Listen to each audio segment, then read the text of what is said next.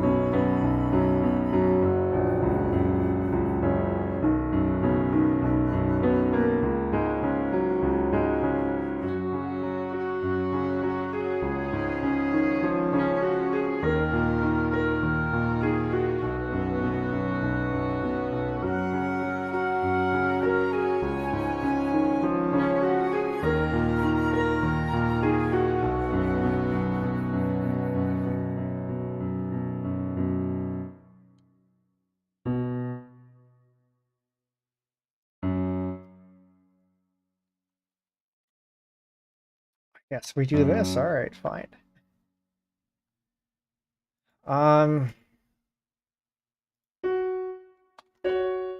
want harmony here.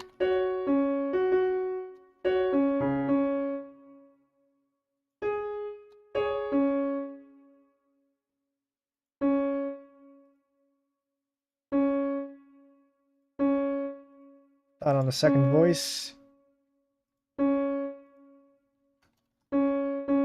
Tie this together.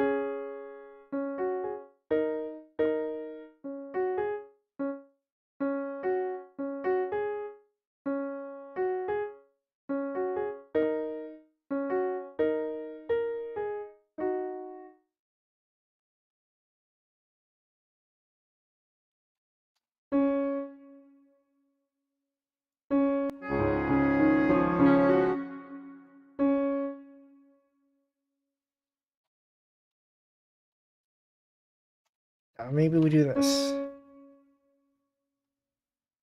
Maybe we do that.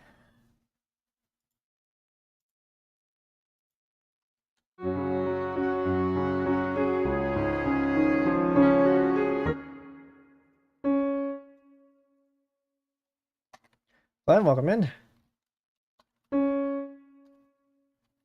I don't know about these harmonies here, but I mean, I guess they work. Or yeah, no, they should work.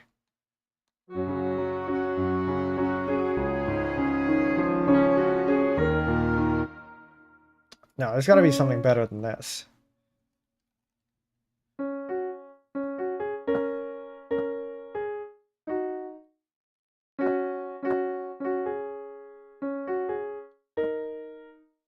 Or maybe we just don't have anything here.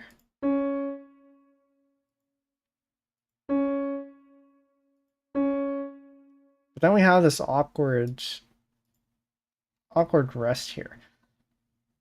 But also maybe we could just not. Like, just not. I'm sure that's proper. I'm sure that's acceptable.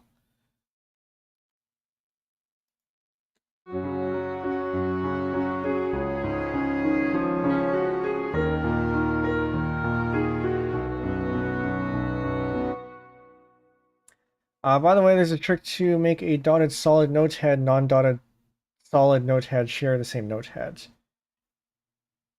Dotted solid note head.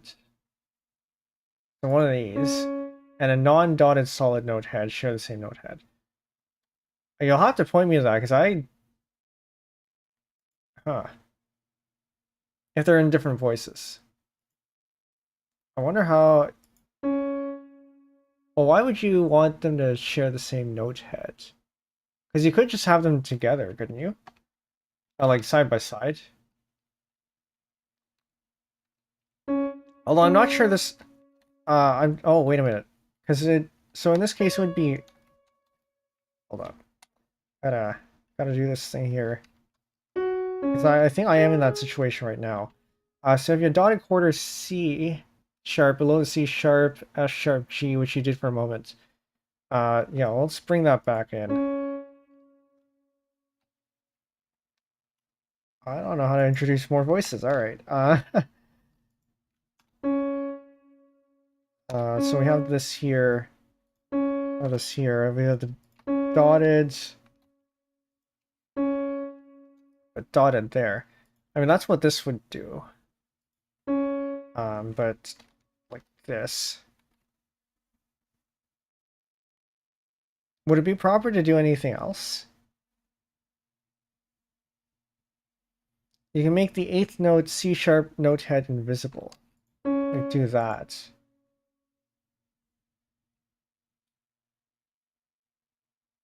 I don't know how I feel about that. I mean, I don't play the piano at the levels that you do. So maybe this is proper. But yeah, in my I mean, perhaps it's just me, and maybe this is a trick that's used in like other piano music. But I would have expected this anyway. Pretty normal in piano notation. All right, well, good to know. But in any case, I don't think we're gonna have this note here, or maybe we do. I don't know. Welcome back, Twitch. You didn't really miss much. Although actually you did miss something. The trick here for it to share note heads, zoom in a little bit, that Glenn taught us here, is to just make the 8th note invisible, and MuseScore 4 will shift the dotted quarter notes back by 1. And apparently this is fairly common music or piano notation. Now, does it make sense to have it here? I don't know.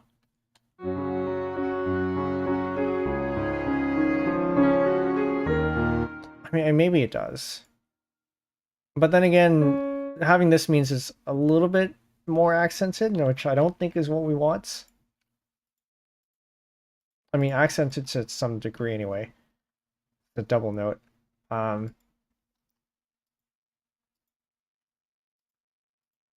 Can I please select this? Well, I mean, in terms of voicing,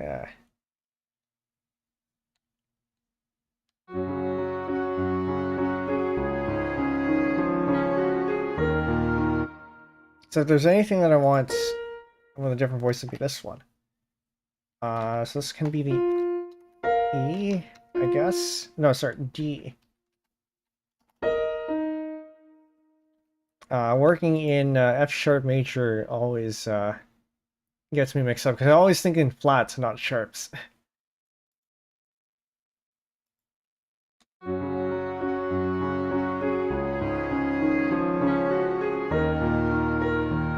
No, I guess that's fine.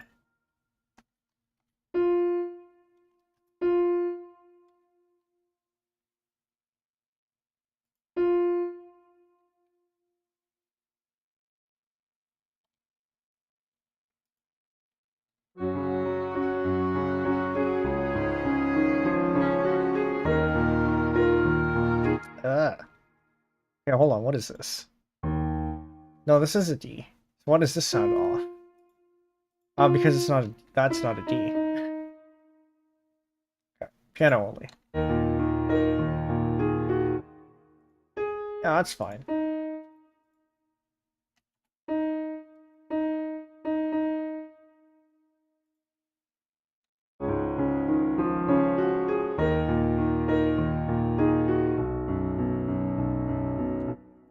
Or you can clean this up because we don't need this anymore.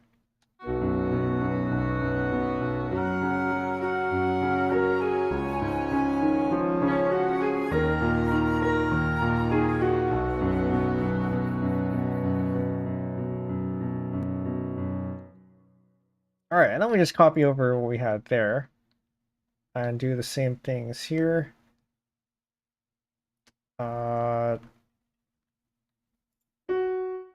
I'm afraid to copy this because it might just overwrite everything. But we can give it a shot. See what happens. Assuming MuseScore will let me go into this. Hey, look at that.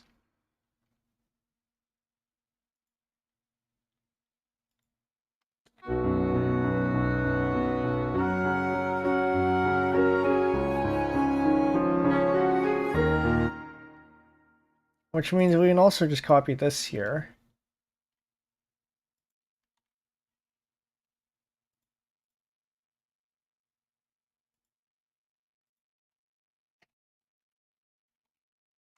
Like so.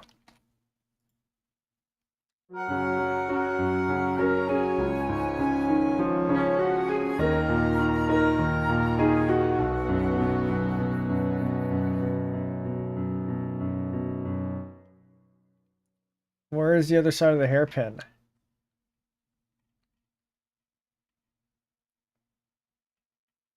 Actually, no, I think this is probably fine. I don't need the hairpin to go... Yeah, I think it can start decrescendoing here. Okay, so from the top, let's listen to this in context.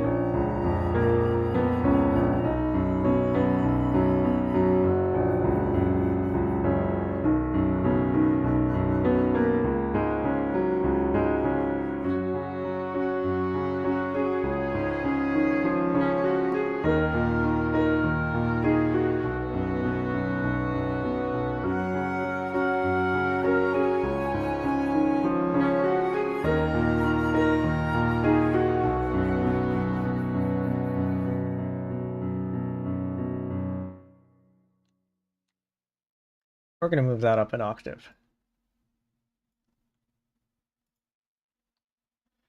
Notation comment suggests using a bass clef for that part of the piano right hand goes quite low. Yeah, I was thinking about asking you on how to deal with that, because I would not want to read that. Would you... Why a bass clef over like an 8VB?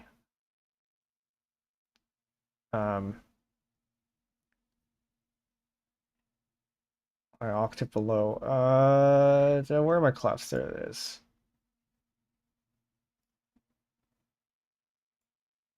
Oh, not there. Single notes.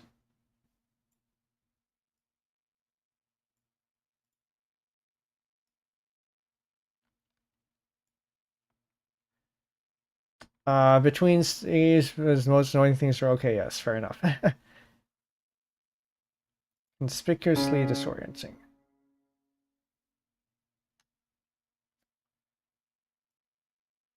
Come on, I used to be able to do this. Put it right in there.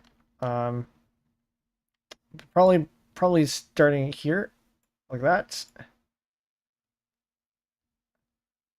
You know, top of between staves, stave issue. Okay, well, I guess we're doing this. Guess we're doing that. And then, which very nicely means that we can have a very good separation here, where we have the next phrase come in.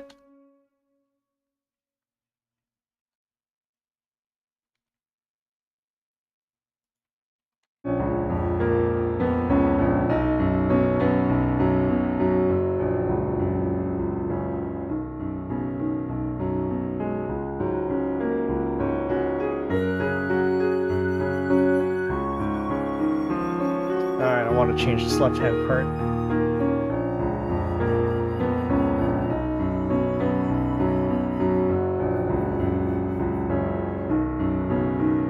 And we'll add another one there. But let's put this in here. And then we can put the bass clef in here. Like so.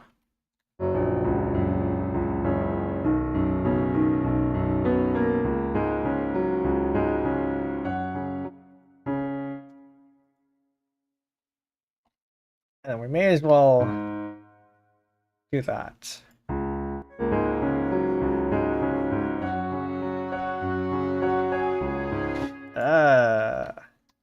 Maybe don't put this up an octave.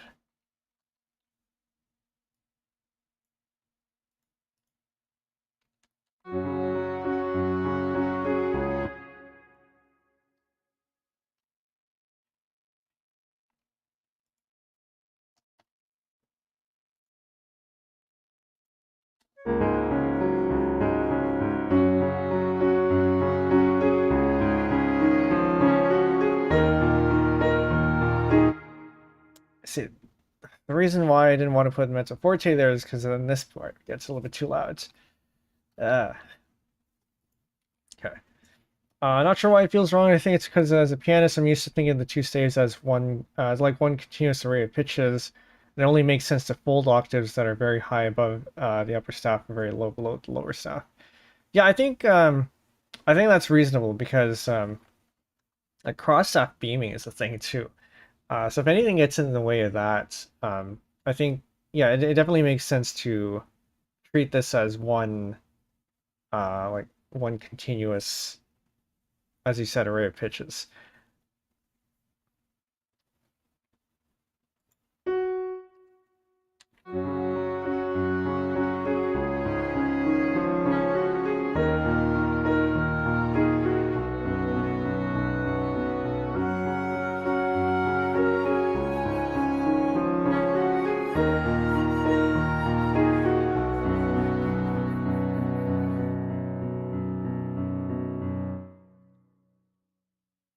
Throwing low notes on lower staff and flipping down the stem directions on the voice that's already there also works.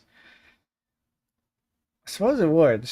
And then I learned recently that there's notation to say that you should be playing it with the other hand. But I think I'm okay with this here, as long as that's widely understood. Yeah, I think this is fairly common.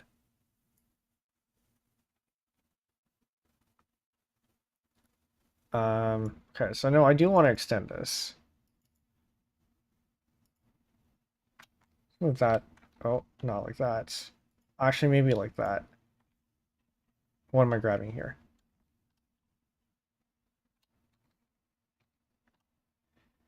I think it's fine right now. I like how you get to change clef at the beginning of phrases. Yeah, that's the part I like most about it, because otherwise it seemed like it was running into it. And I mean, I guess we could break up the flags there, but to me that seems a little bit unusual.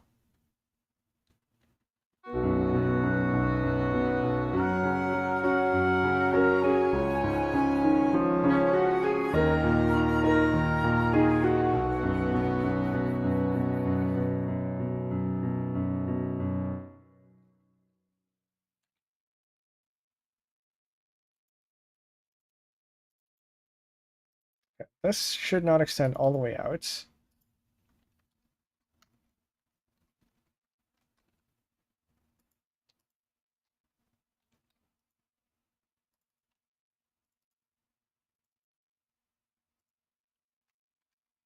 Should go there.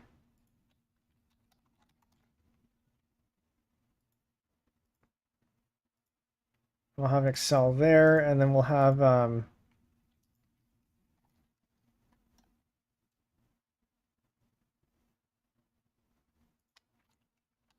was it add tempo? Add tempo, yes.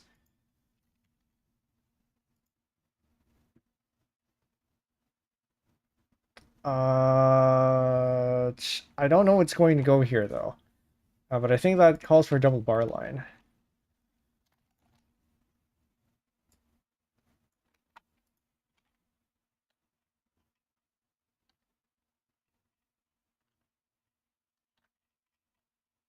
Okay, from the top again for context.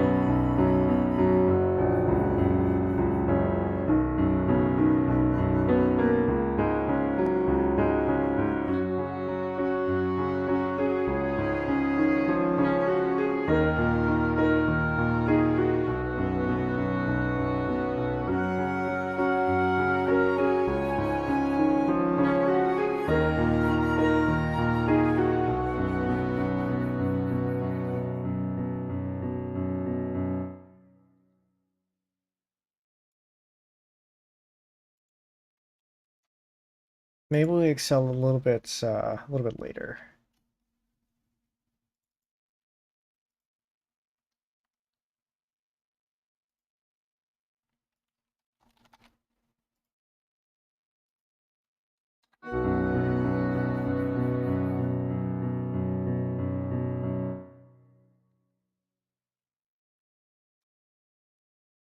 I don't want to have to micromanage this.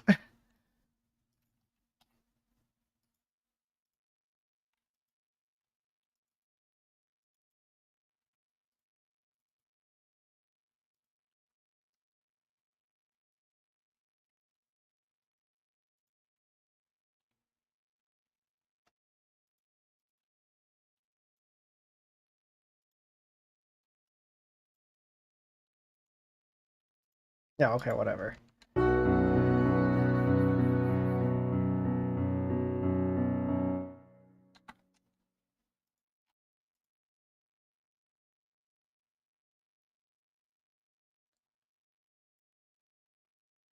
You know, what we're probably going to do is do this again.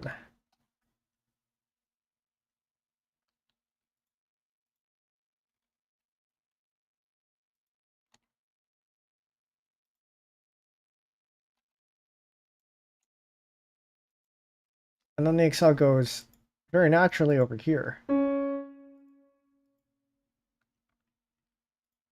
I can select it. Yeah, I don't know why MuseScore 4's tempo markings are all bold. They shouldn't be bold.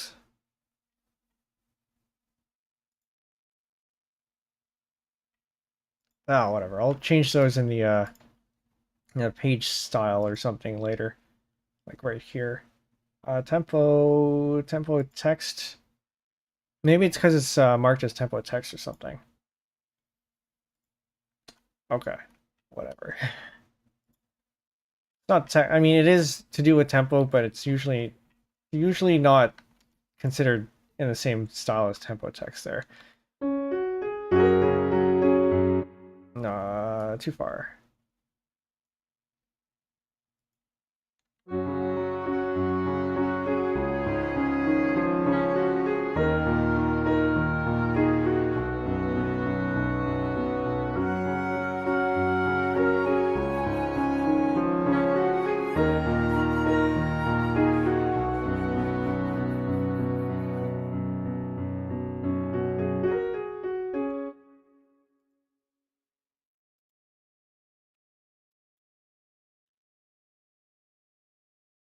Do you know it has smart acceleration?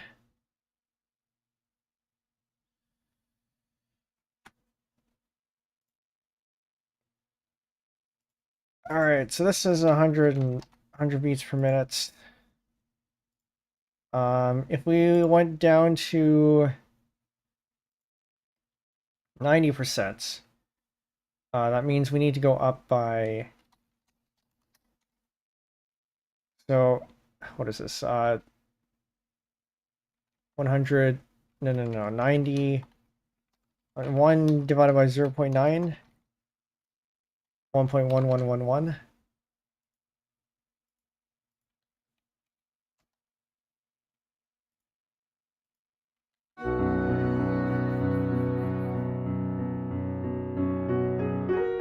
There we go. That's what you want. I'll just copy this stuff over. Add variety later.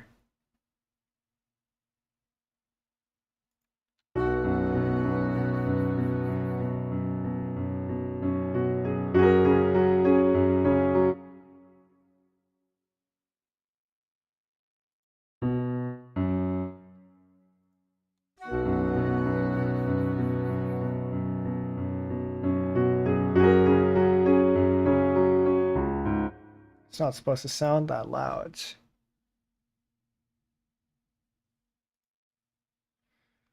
Well, fine.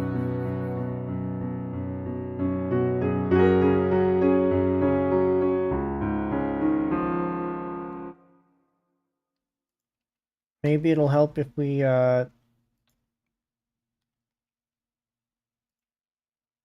re-put it in.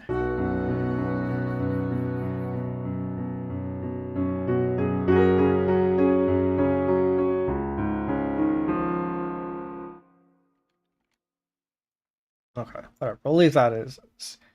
Next, welcome in. Nix or connects? Either way, welcome in. I want to add something here. I want to have the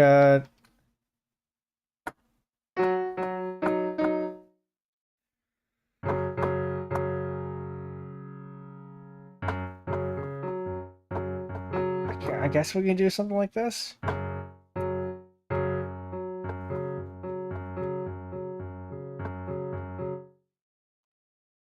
Or maybe not.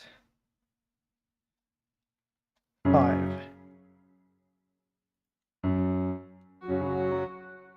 We are lacking in 3s though, so maybe 3s are okay.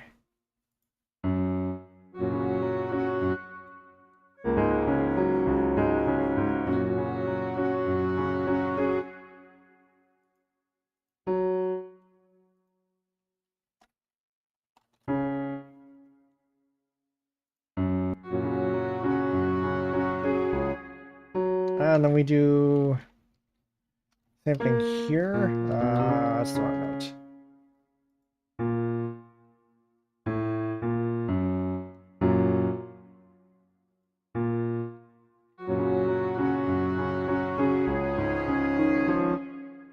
Okay, Silent. Okay, got it right the first time. First time catching your stream. Well, welcome in. Definitely good to have you here.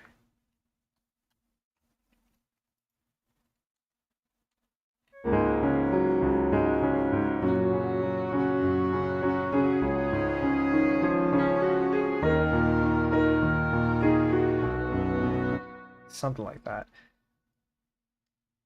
If I'm not mistaken, you're the one from Sheepland server, right? The one who had asked me for MuseScore 4 help.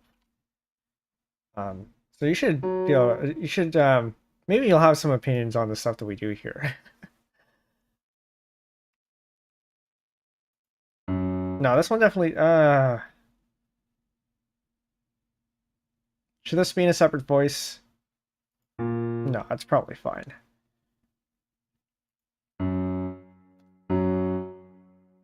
I mean, if I'm doing that, maybe it should be.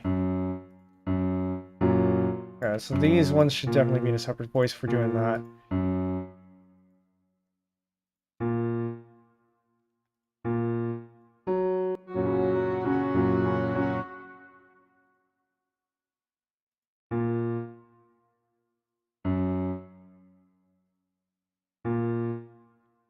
Or maybe we'll put this back on first voice.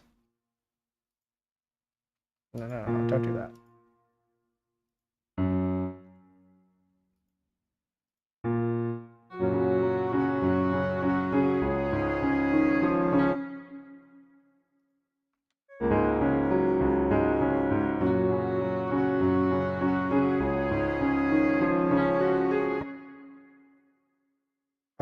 1, 2, 3, 4, 5, and then we can have a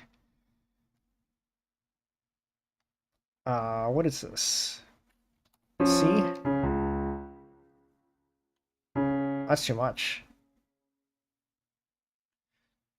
So far looking at it is quite good. 6 sharps is going to be a nightmare to read though. I don't like being in F sharp either. And it's probably especially a nightmare for the woodwinds here. But it's the one that sounded the best, so we're gonna go with it. It's not like F sharp major is foreign to piano pieces either, so it's fine. I had originally improv this in D major, but my other 2 pieces are all also in D major. Didn't want to make it too similar.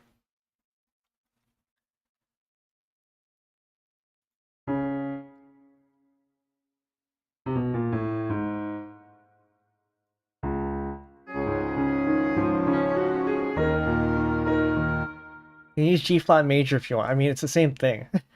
You trade 6 you trade 6 sharps for 6 flats.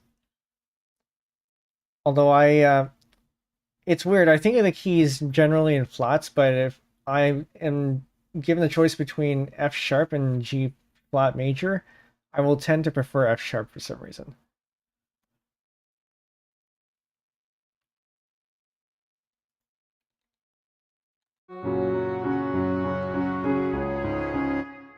Enharmonic, but probably nicer for woodwinds and brass. Maybe. It definitely feels like it would be, because they do prefer to be in flat keys. I'll think about it. I mean, it's certainly better. I generally think that if you're working with like woodwinds and stuff, it's probably better not to exceed 4 flats, but yeah. And I think the reason they prefer flat keys is because, like for example, the clarinets and a lot of the other woodwinds are B flat instruments, and so if you give them a sharp, it means they end up with even more sharps. But in the case of flute and oboe, they're both C.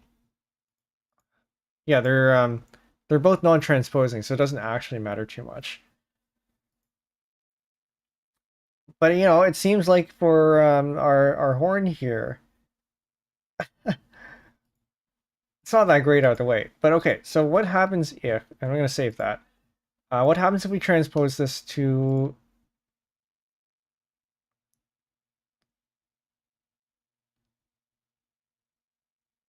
G flat? Do not have G flat in here. G flat major.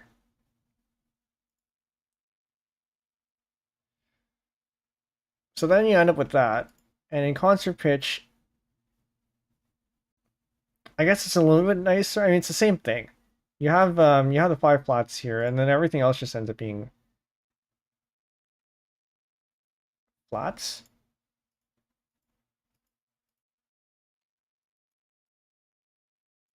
Okay. I mean, I guess we deal with fewer ledger lines. I think if you transpose this to written pitch, the B flat instruments are just going to be written A flats. Even if the original key is F sharp, yeah. Maybe we'll keep the G flat. 6 flats though. Whew.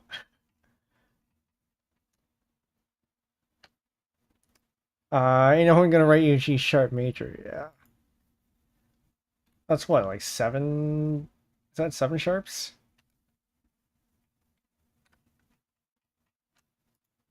But in any case.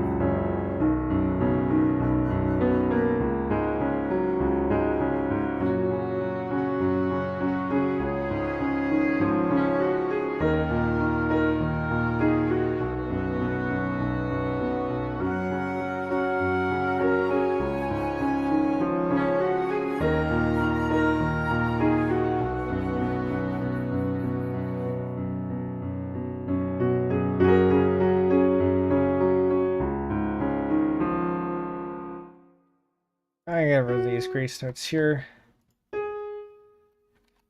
G sharp major is 8 sharps, or 6 sharps and 1 double sharp.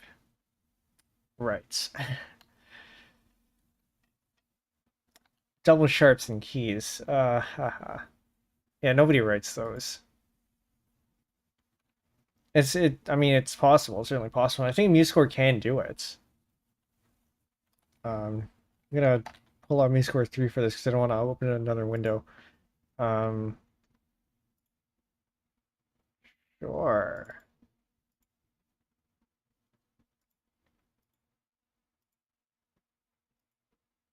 Because you can create your own key signature.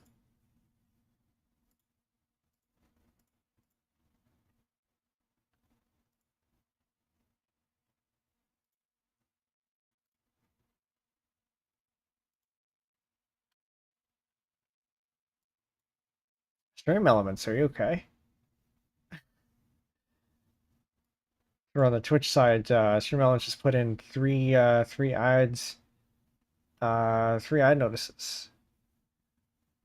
Oh, you can create even more exotic key signatures. I want to place them wherever. Okay. I don't know why you want to do this, but sure. I know it's a little bit hard to see. I can't make it any bigger. But this is very weird. I can add this. Well, I hope I didn't mess anything up here. But no, well, let's trash that. What is this? Yeah.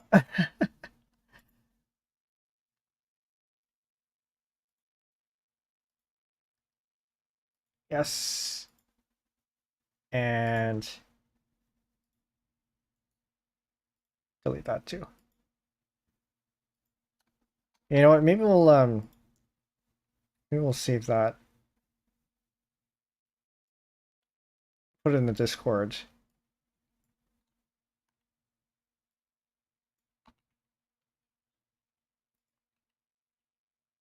In the Penbu live channel.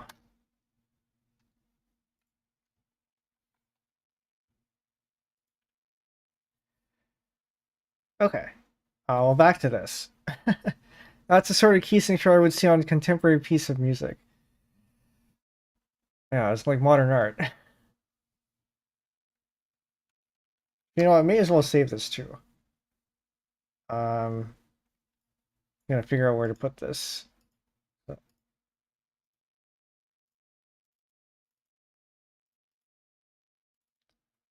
Key signature.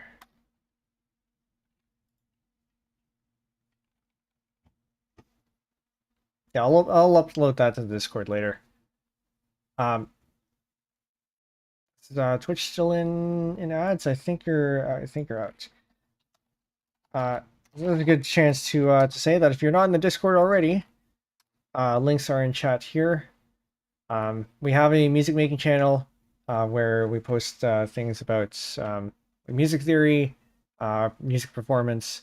The latest thing I put in there was a video about that was explaining key signature, or sorry, time signatures, uh, where it was explained through video game music and using the video game music as examples. It was all very interesting, especially the DuckTales example. And we have other channels too, such as perhaps our newest channel, Transport, where if you are interested in public transit or recycling or walkability, things like that, that is definitely something you'd want to check out.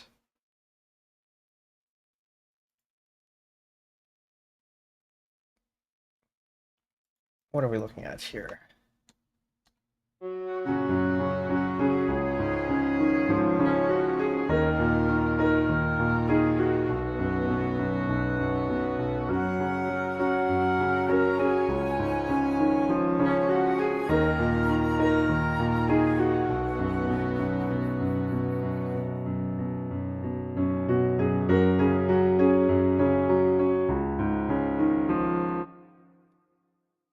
I need to do better left-hand parts. Ah, okay, so we were working on the left-hand part for this, I think. Um,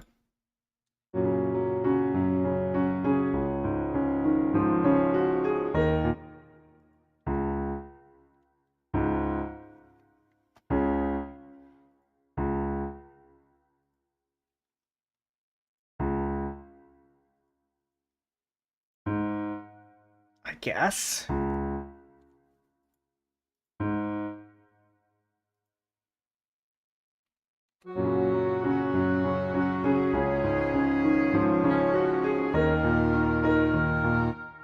And then we can probably use the same thing here, but down however much this is. Did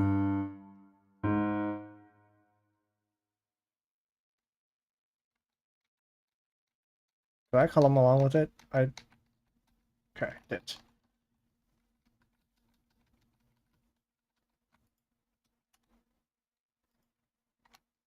No,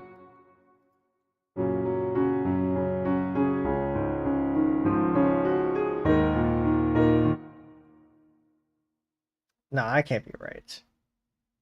No, that is definitely not right. Hold up. That should be down like that. What happens when you don't pay attention to what you're actually doing?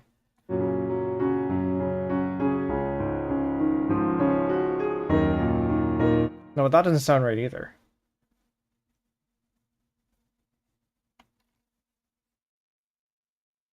Am I missing something? That's the 8th, this is the 3rd. It's the same thing as here. Do we have a conflict? This is that note there, this is that note here. So it should all sound okay. Maybe it is the 3rd that's it's causing issues.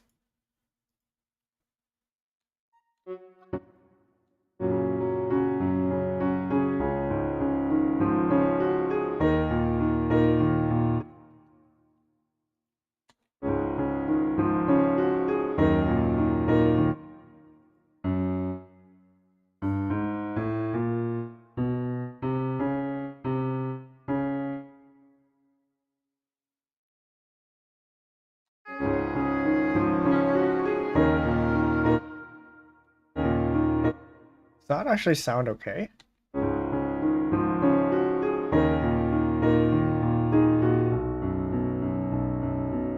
I don't know how that works, but okay.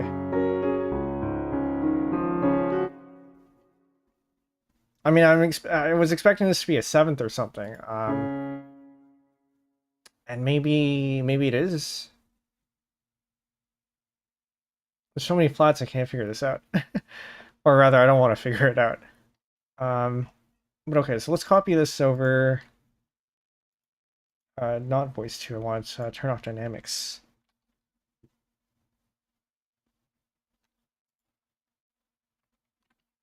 And copy that over here.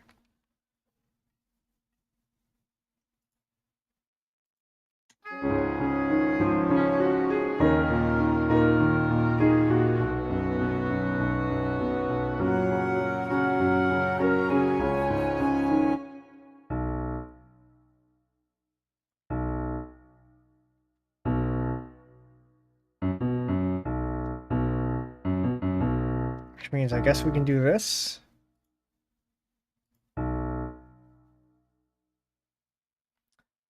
Sounds like a normal E flat minor chord.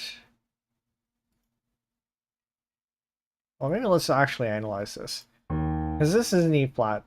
Yeah, this is an E flat. This is an E flat. This is a D flat. So you actually play this, and this would be E flat and E flats, and then your D flats here. If you reduce that down, this will be your 5th.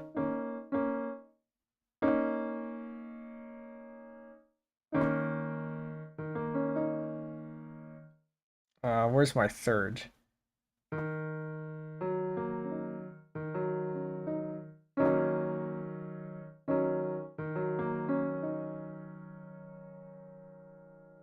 Oh, flat 7. So E flats minor 7? I think that's what that ends up being.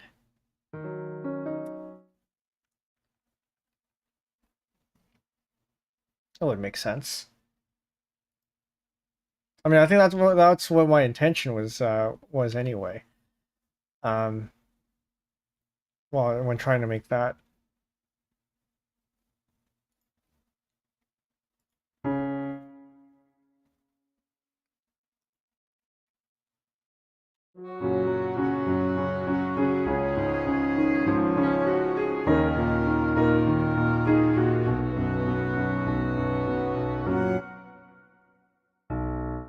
So I turn this into that, and that should be okay to stay the same.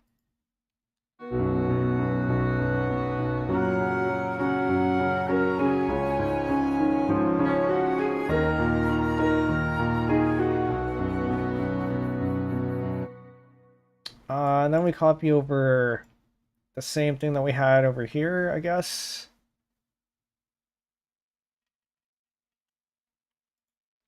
I feel like the chords should change very slightly though.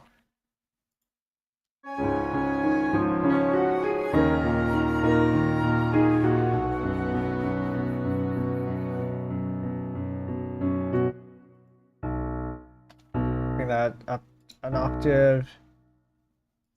Make this that.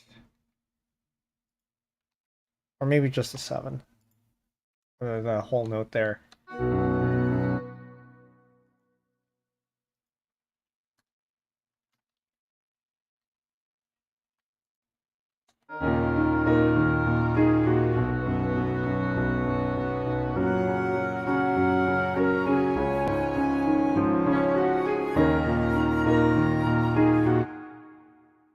That comes off as a little bit too strong, I think.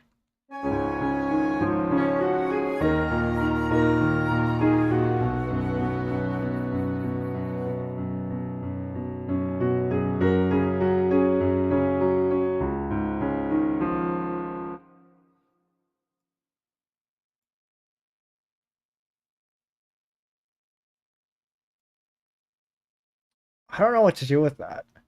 So given this, I think okay. So let's sketch this out. If we end up with the same thing as what we have here, like so, I'm gonna add more bars just in case. We might run out. I don't remember where I copied from. So we're gonna do this, and we're gonna do this, and we're gonna copy up until here.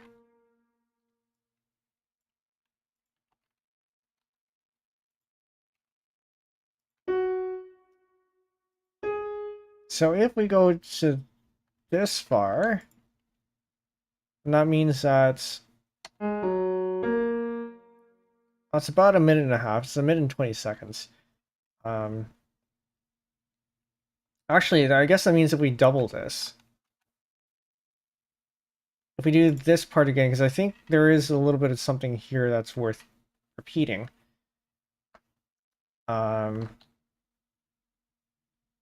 I think that takes us to about 3 minutes, which is about where I want to be, I think. So that might be okay.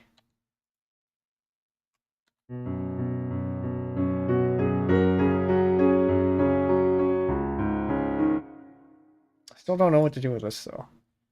Okay, maybe we leave this off for now. Save it for later. You don't want to build up too much at the start.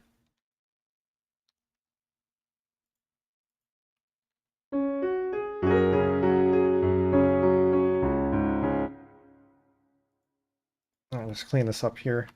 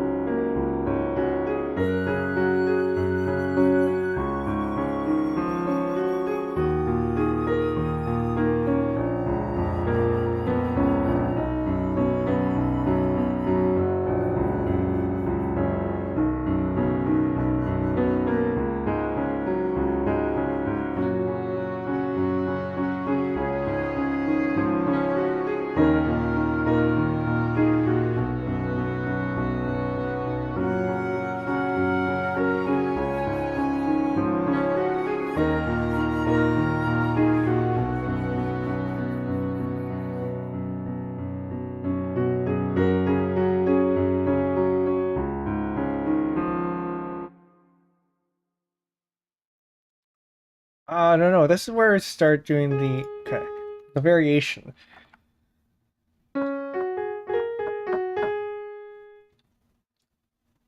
So where we originally have, we can instead do, I'm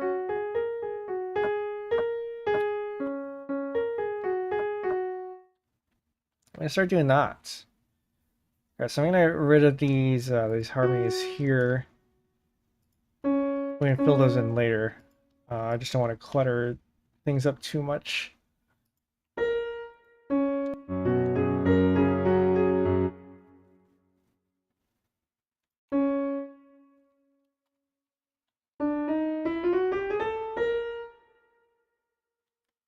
One of the nice things about working in G flat is now that I can actually think in the notes that I tend to think in.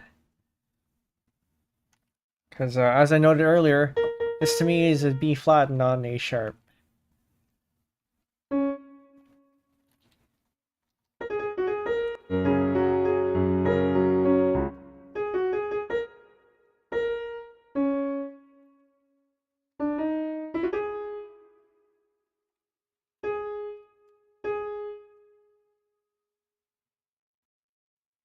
Rhythms.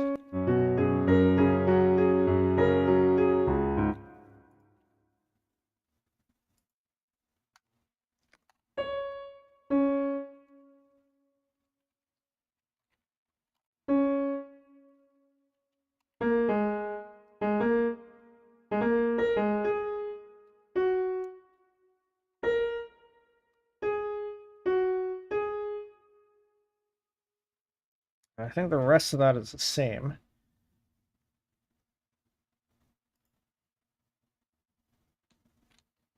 Almost.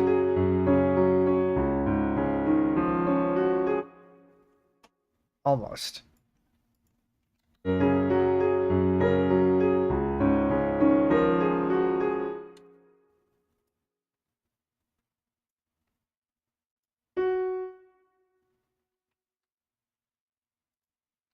It's about the same from here on, I think. Or at least close enough. So we're going to copy that to here. And then that becomes...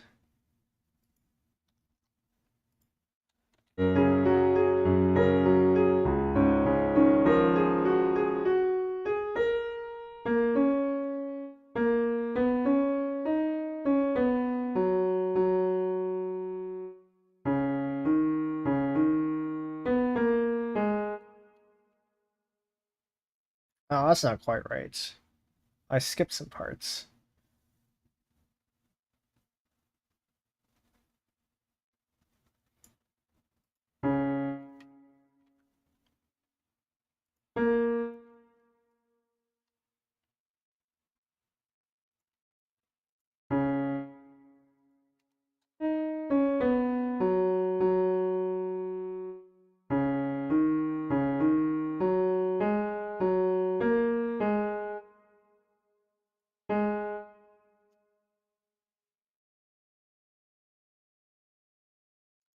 And then the treble clef would also come back over here.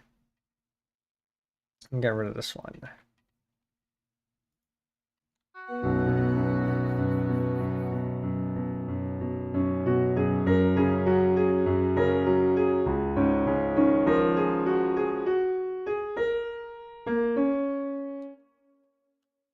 Okay, what did I copy? Because that's the second one.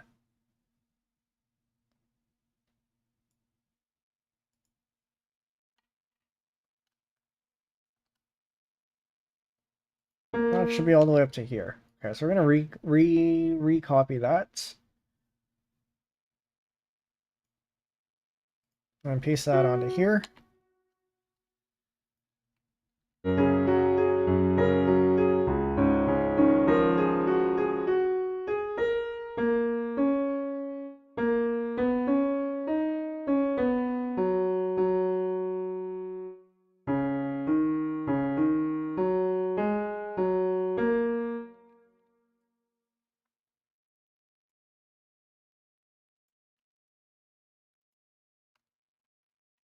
And now in context.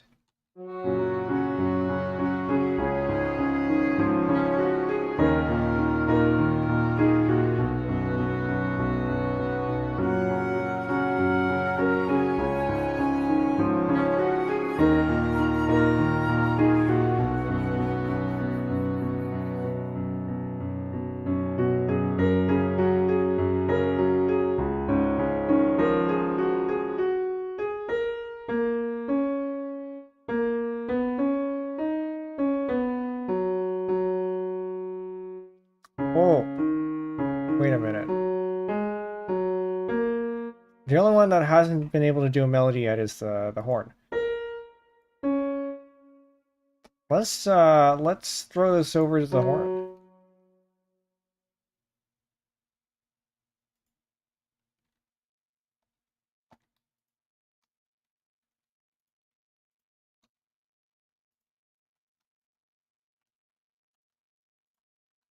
Move this down by 1.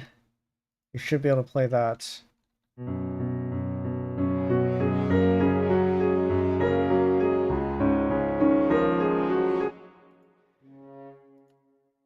Maybe by another octave. Let's put this down into the bass clef.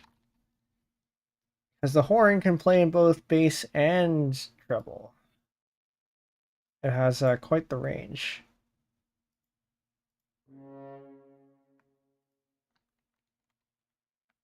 Okay, apparently can't play that low. Maybe that is better with the treble clef instead.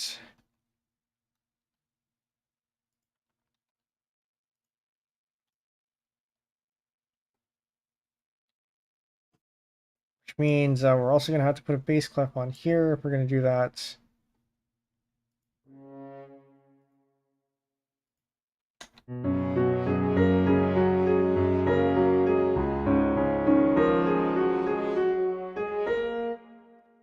So the horn tends not to play very well with, or tends not to do too well with fast notes. And I think in terms of this piece, these 8th notes might be a little bit fast.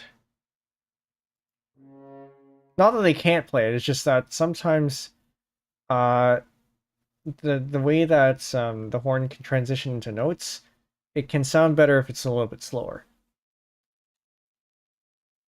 So I can turn this into that. And just have this envelope the the melody.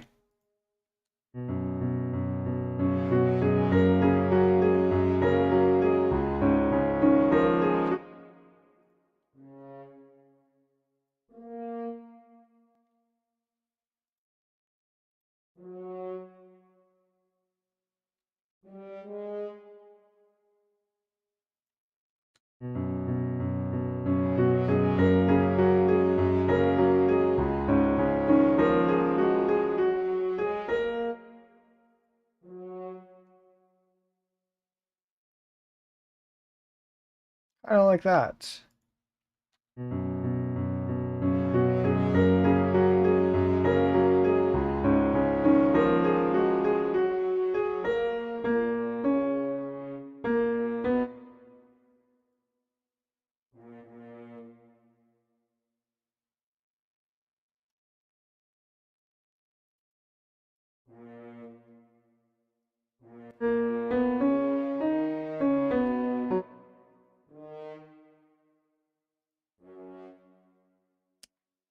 That is probably going to work. Okay. How does that look on the actual score? Well, yeah, I mean, 3 ledger lines is fine. It's not great, but it's fine.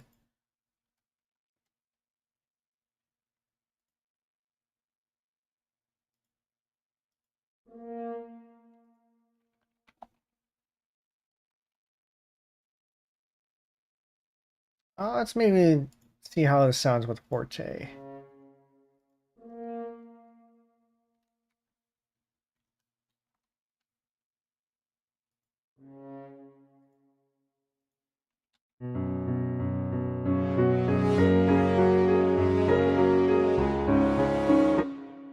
No, this is not, I mean, it's melody-like, but it's not quite the melody.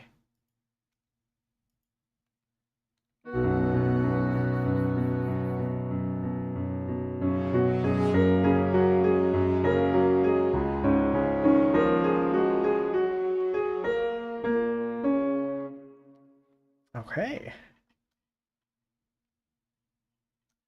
Well, I think we're getting somewhere with that. I do want to fill in, probably going to end a little bit soon-ish. So we're reaching about 3 hours, but I do want to fill in the right-hand parts first, just so it doesn't sound so empty. And that means copying this.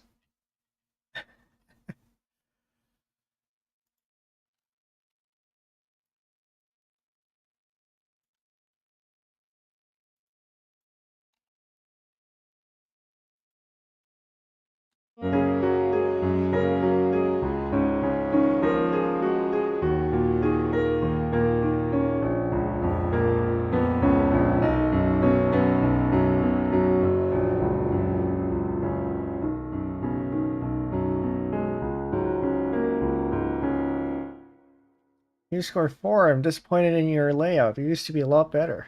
What happened? Like, what is this? What is that?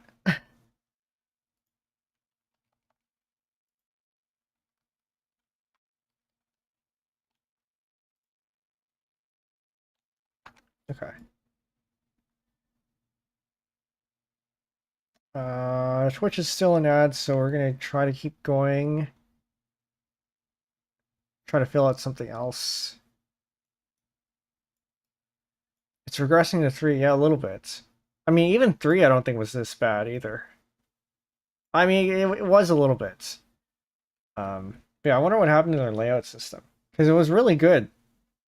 Until like 4.3 or something. I was on 4.2 some time ago, and it was still okay there. And then I upgraded to 4.3.2, and now it looks like this.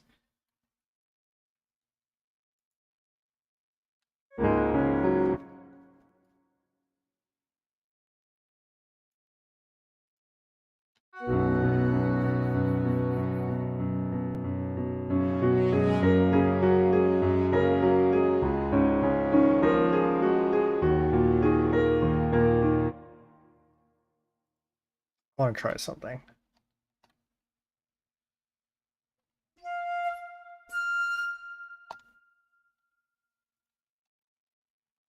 I don't expect this to sound good, but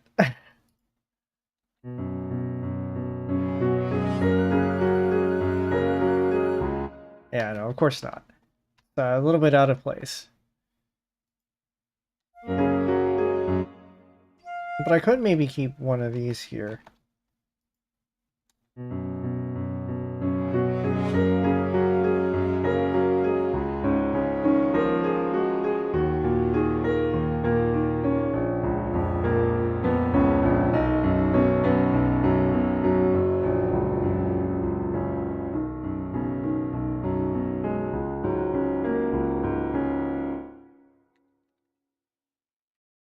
Oh, I misread it. Twitch is now currently in ads. They were about to head into ads earlier.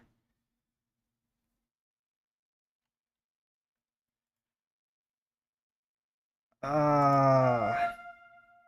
do I want to do with this?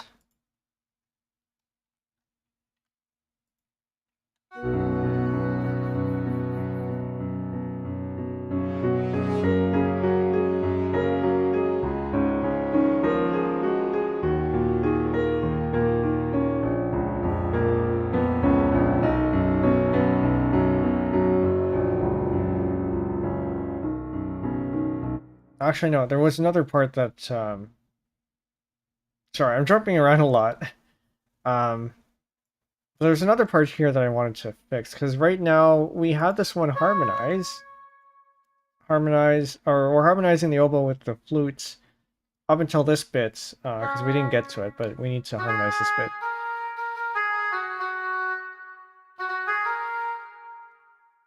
Maybe we work backwards, because this one's a little bit easier, the whole note. Probably. Consider that this is a C. And this one's G. So I think this means we can turn this into a C.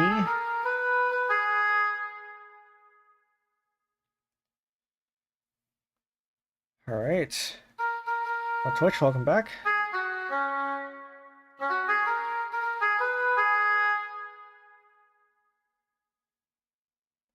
And if this is an E flat, or an E flat here. Wait, how does this work now? I'm getting confused now.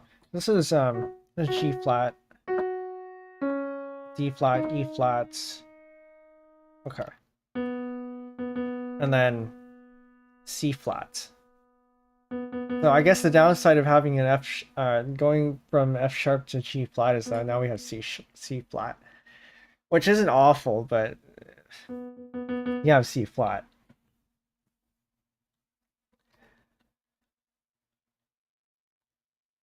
What does that mean here?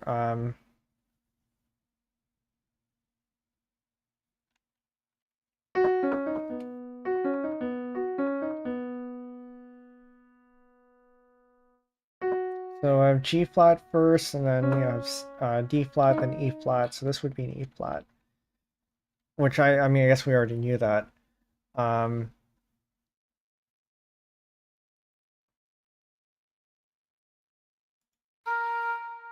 so B, we can also do a G. We can also do an E.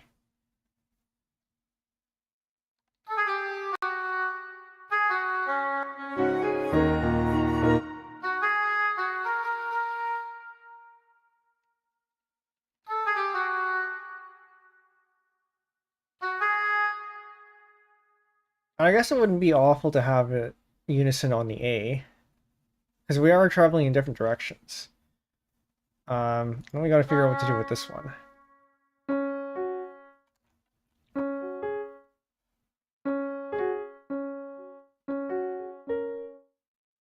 Although maybe it's fine unison on that too.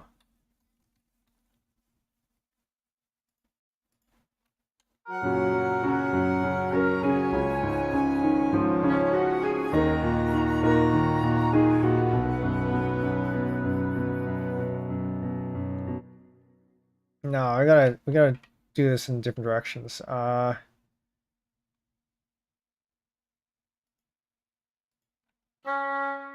throw this up an octave.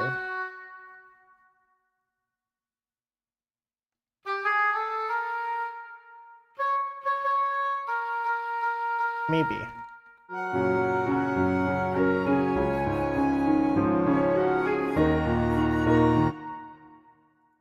Sounds like it should be fine.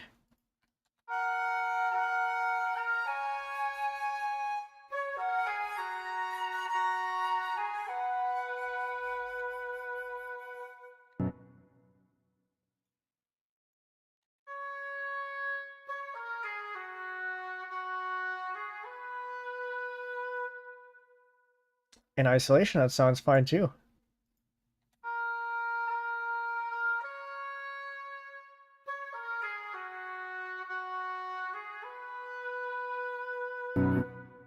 I like that. Okay. Let's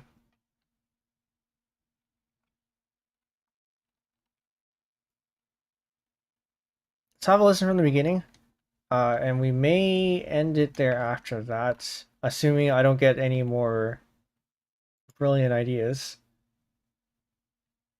I also realized that now we can make this bigger by putting it in minimal mode. All right. So looking back after 3 hours.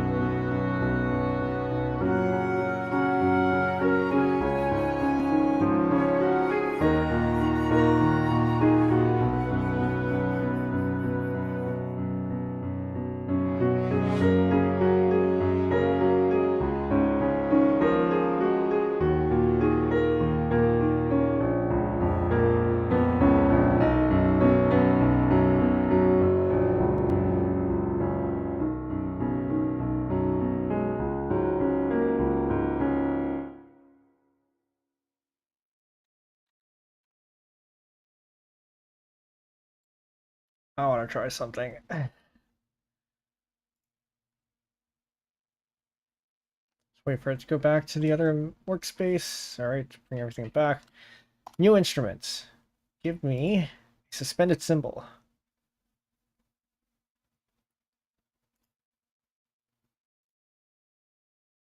Unpitched percussion, suspended cymbal.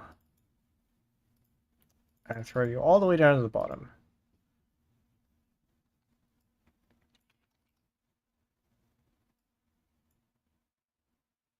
All right, so where would be good to throw this in?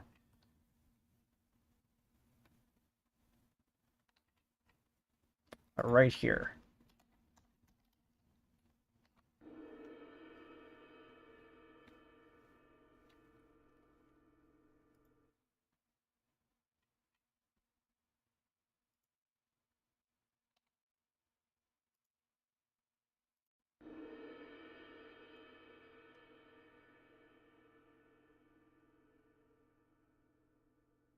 Piano, and give me tremolo so we can add a roll on the note itself. All right, let's have a look to see how that sounds. I'm going to add a couple more in some other parts too.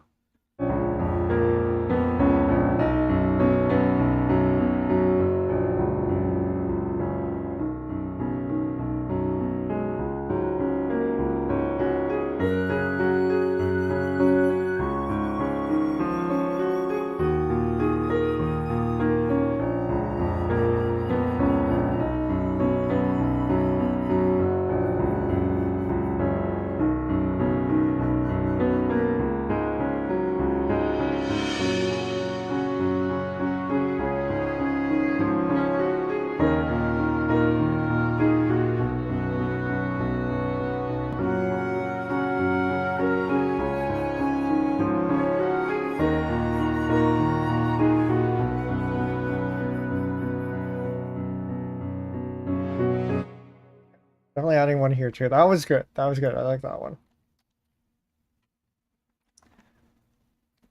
Just a tiny splash of the suspended symbol is very good way to add color. I'm gonna start at mezzo piano instead of piano.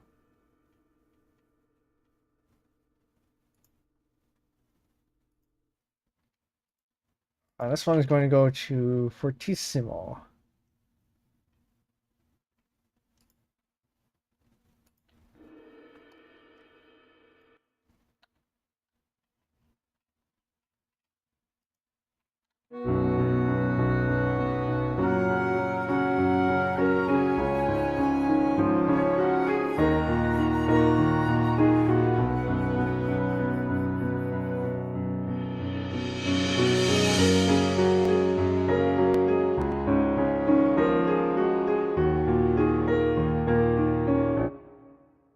Yeah, okay. We're gonna fix this one. This one's going to be mezzo piano. It's a forte.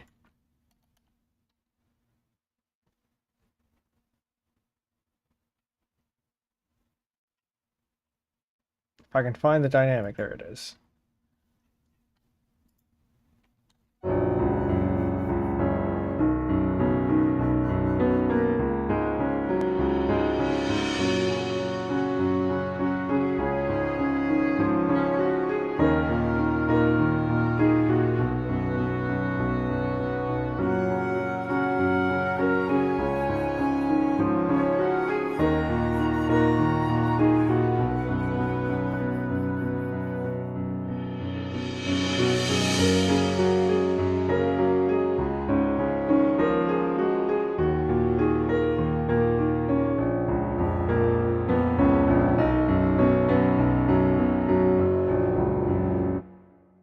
I am very tempted to add a crash cymbal, but I don't want to add too many instruments to this.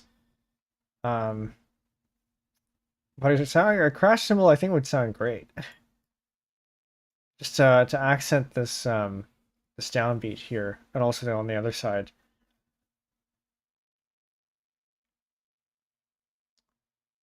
But you know, 5 players, 1, 2, 3, 4, 5, I think is a good on size of an ensemble, so maybe we'll just leave it at that. As much as I would like the crash. Okay, so now from the top, once again.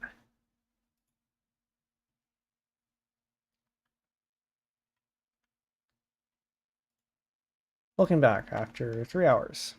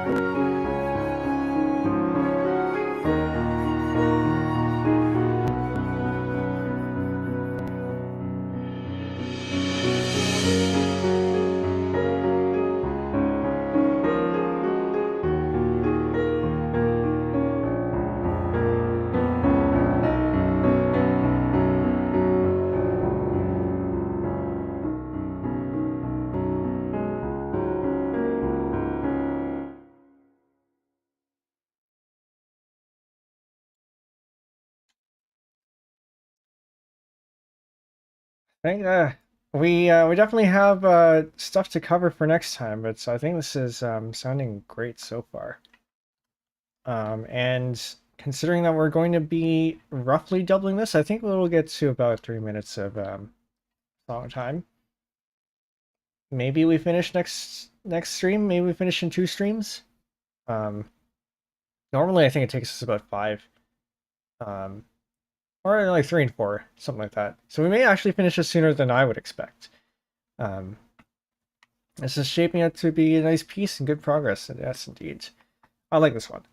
And it's with the way that it's structured, I think eventually down the line we'll make a medley of To You, Make It Through, and Looking Back, because they do flow into each other. And if you missed it earlier, Looking Back was actually inspired by the bridge of Make It Through.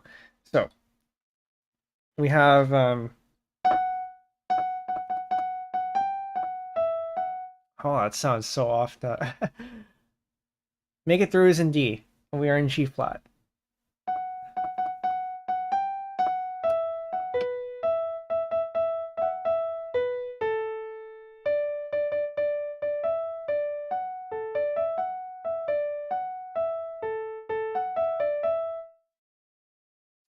But that last bit there.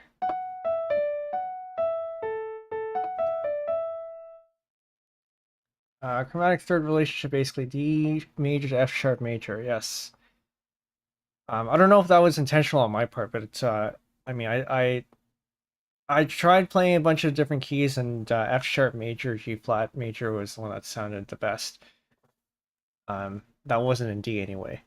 But anyway, this part here.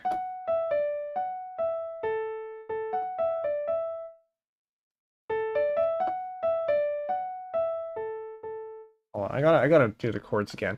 So I think it's messing with me a little bit.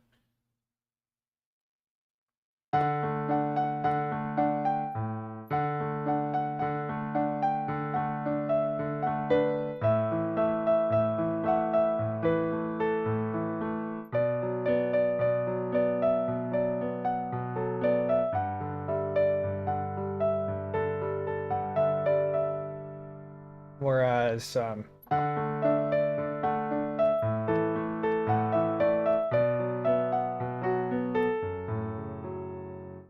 I mean, you can kind of see where it comes from.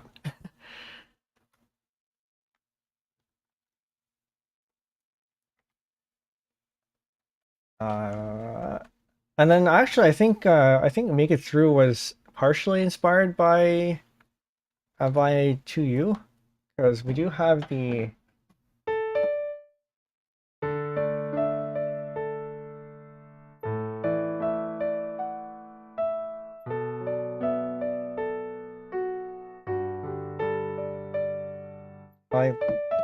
like this bit, right?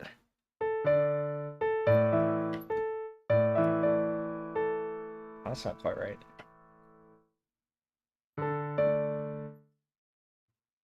Well, anyway, they're all related in some way. So you definitely could make a medley out of this, and I think that is in the books in the future. Like some sort of piano medley, because I do think that this would, all 3 of them would make for good piano pieces. Okay. I think that's it for this one.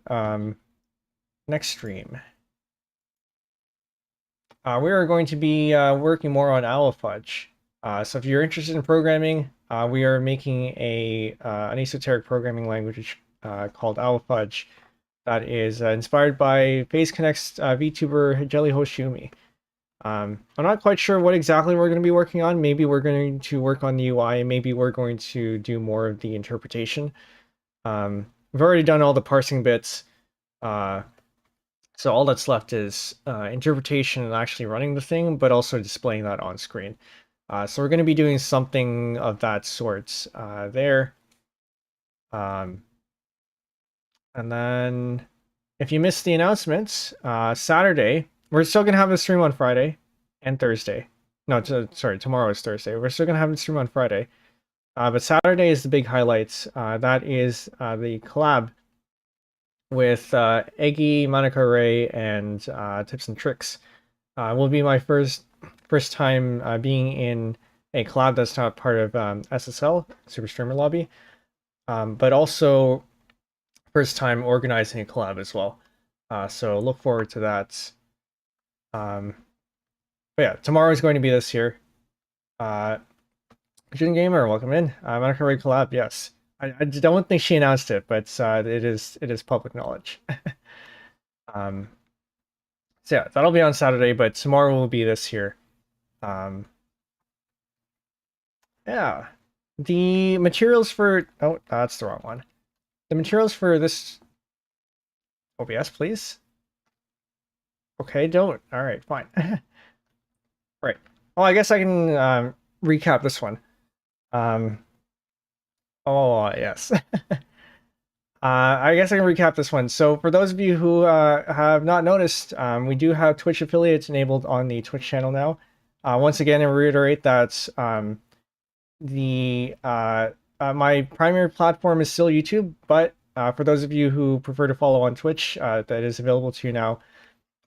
These emotes on the top are available for you if you follow the channel. And then if you decide to sub for whatever reason, you also have access to these tier 1 emotes. So I'm not responsible for the other person saying, well, I mean, Jelly is kind of contagious like that. You know, whenever you're in Jelly's chats, it's kind of mandatory to owl. Also, NP Sonic All Stars Racing, welcome in. But yeah, so Twitch affiliate is there. We don't really have anything in terms of redeems yet, but if you'd like to rack up some puzzle pieces, that's the names for the channel points here. Definitely keep a chat window open, and maybe in the future we'll have some sort of redeems. Okay, is there anything else? No, I think that's probably it. So for those of you who are new here, my name is Penbu. I'm the programming, puzzle gaming, and music making VTuber on Linux. This has been music making composition of a new piece called Looking Back. Yeah, it's starting to end a little bit better, but it's not quite there yet. For those of you on Twitch, we're going to... Oh, actually, no, I should... Once again, if you're not in the Discord, there you go. We do have a channel for music making and a bunch of other ones. Yeah, so for those of you on Twitch, stick around. We're going to find somebody to raid. And on YouTube, as usual, we're just going to end because we don't have enough people to raid yet. I think you need, what, like 500, 1,000 followers to be able to raid out. So one day we'll probably get there, but not yet. All right, that's it. Thanks for all for coming. I hope you enjoyed. The materials for this will be available in the Discord and also in the description on YouTube once I upload it. And I will see you next stream. Night chat. Bye.